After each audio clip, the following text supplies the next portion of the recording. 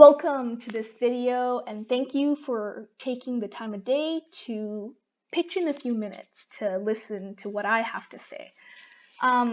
Without further ado, not to waste your time, I'm going to talk about what I want to, just input a little bit on some of my thoughts on character designs within AoV and general gaming. So the subject today I want to talk about is body types and also body language. I'm going to show you 5 pictures right now. Enzo, Florentino, Quillen, Darcy, Elsu. These 5 characters all have very different backstories, very different lore, completely different from one another, no connect whatsoever, right? Darcy's a mage, Elsu's a sniper, he's a crazy politician who is very much so xenophobic and wants to kill all the non-humans. He's a nobleman who's also a sword fighter, and he is a person who hunts heretics. And also works in a temple, apparently. Whatever. Not very important, but actually, very important, but I'm not going to get into their lore so much so in the video today. Take a good look at their design again and focus on their body type and body language. Okay? Just take a moment to take a look. You can pause the video and analyze each and every one of them for a second, and then continue on once you're done. What do you see? From the little snippets of lore I gave you, we can all safely and comfortably conclude they're very much so different in their story and from where they came from and their upbringing. But when you take a look at their design in terms of their body type and even body language, what do you see?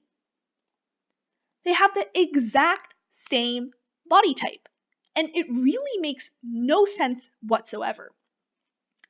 And the common response to this is, well, they all come from a fighting background, so of course they're going to have some sort of similar body type that is, built and muscular, right? Well, that's not exactly true, and I'll give you examples of what it should actually look like and what it realistically is like, right?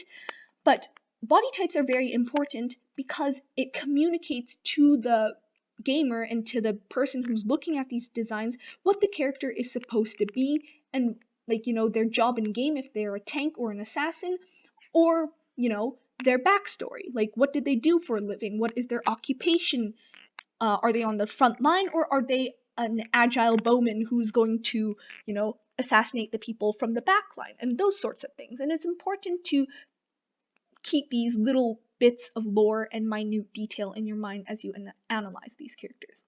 I want to start with Darcy. Darcy is a mage. He is a scholarly man who practices magic. He uses his powers for good.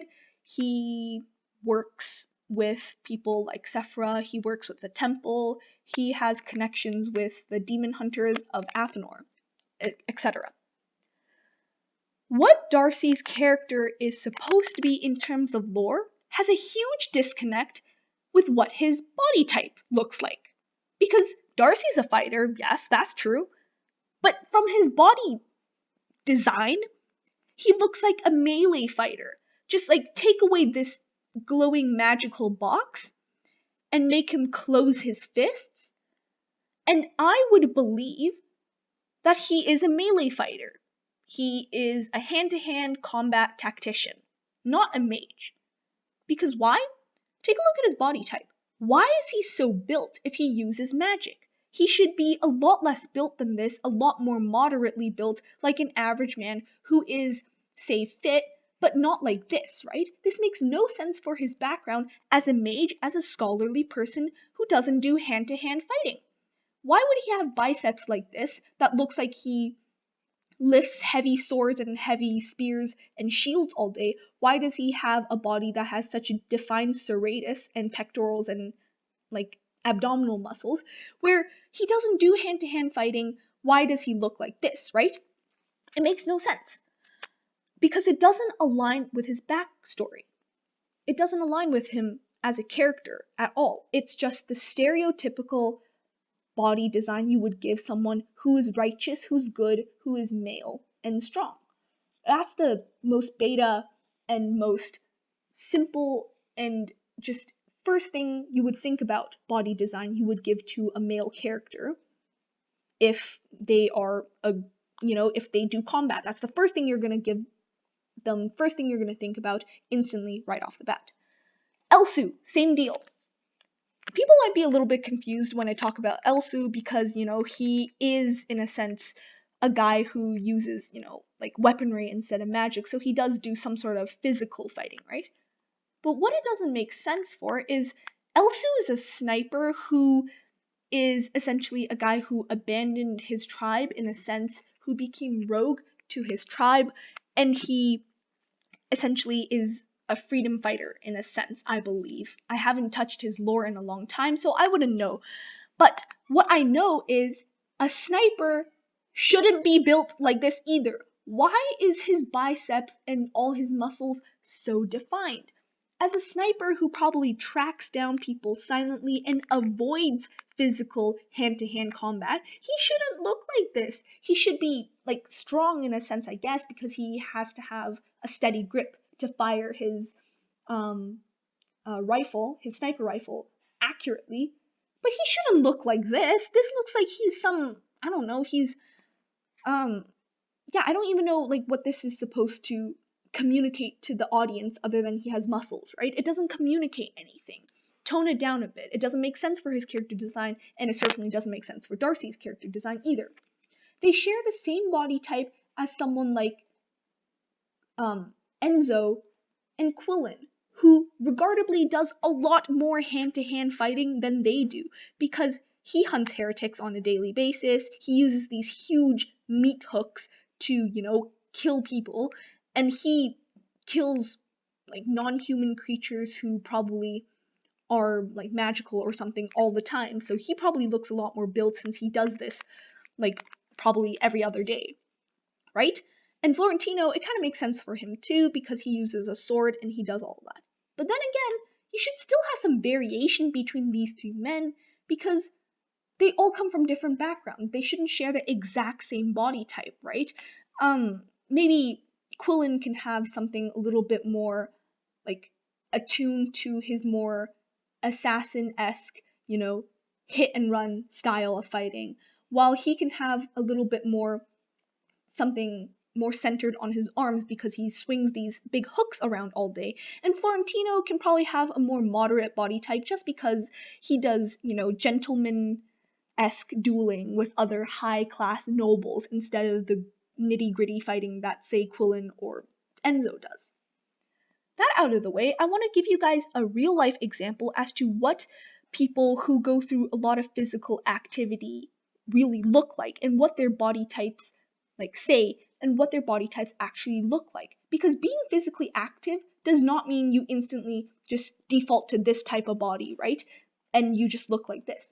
Take a look at these men who are very high class athletes. This is Chen Aisen.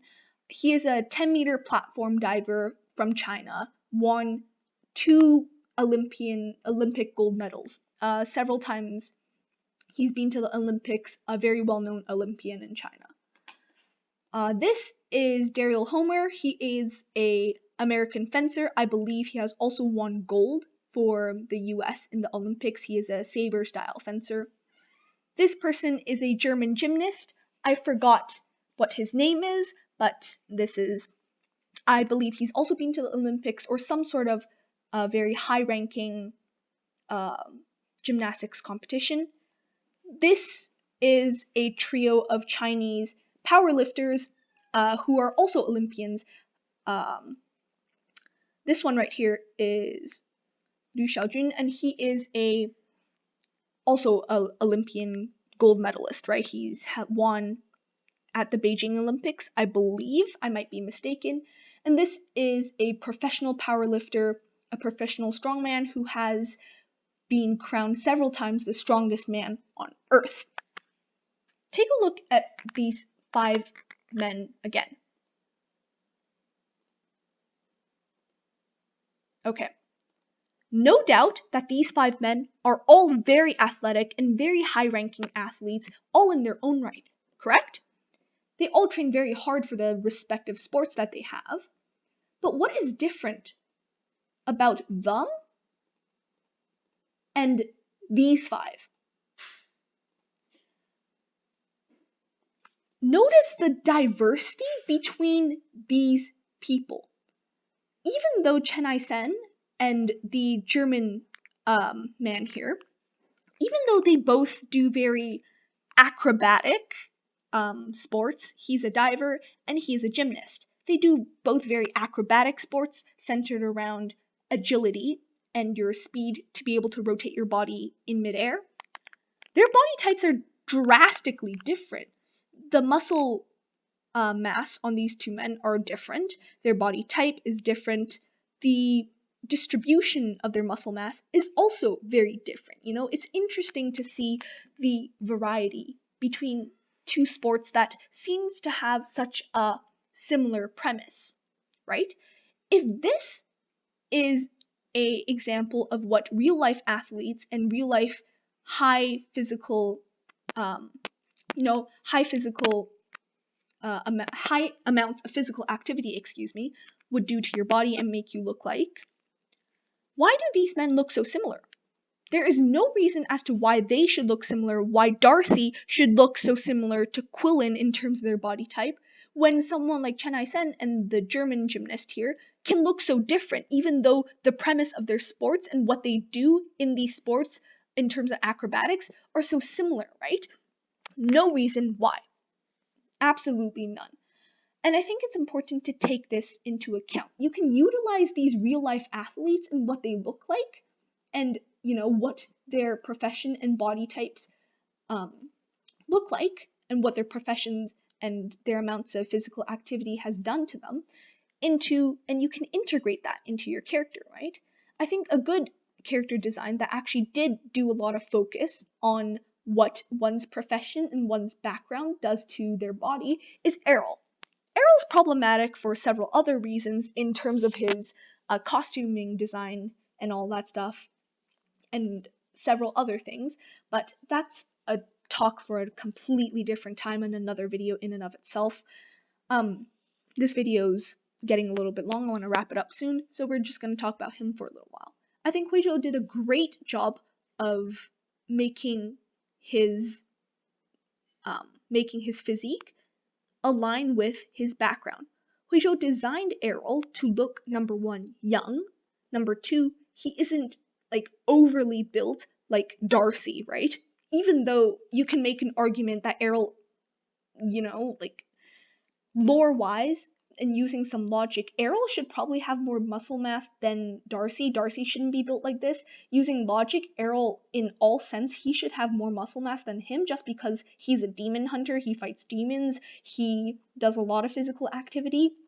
But regardless, getting sidetracked there, went on a tangent, his body type reflects what he is supposed to be very well. He's a young man, does physical activity, most likely some sort of, it's agile and acrobatic because you have to, hunt demons and fight with them and engage in combat all the time, and it makes sense, right? So his body type looks like this, kind of like a blend between, Chen's body type and also the fencer, where you have muscles protecting the, internal organs in the chest, such as your heart and lungs.